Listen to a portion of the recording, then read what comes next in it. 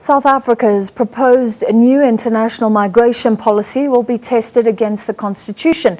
Home Affairs Minister Malusi Gigaba has said if it's not constitutional, it will be dropped.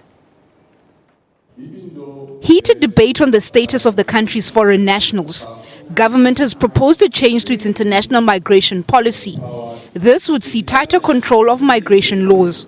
The document argues that permanent residents we need to utilize it in a way that enhances our economic development and development in the country.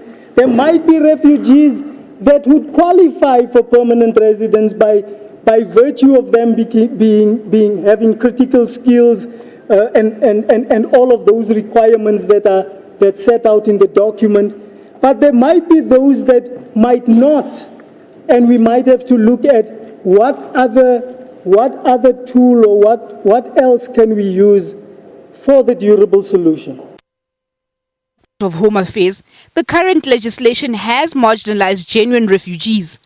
It says that economic migrants have abused the asylum seeker system to stay in the country.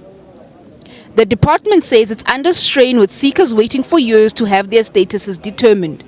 We will need strict regulations for the management of the operational of the processing centers, that we will need to ensure that the turnaround time is quick, so that which means we must have sufficient capacity at that level to receive applications, process people, allow them to proceed with status determination and interviews, and then grant their refugee status. But this has not been without challenges. Stakeholders are questioning the content of the Green Paper, which they say would in some instances undermine the country's laws. It seems that in the Green Paper there will be an assumption that all asylum seekers should be detained upon arrival in the country.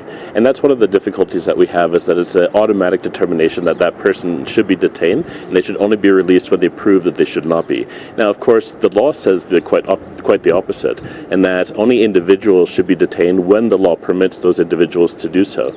Meanwhile, the Home Affairs Minister emphasized that refugee status was not permanent, and it would therefore be inappropriate to seek permanent residency and citizenship based on the years a person has spent in the country as a refugee.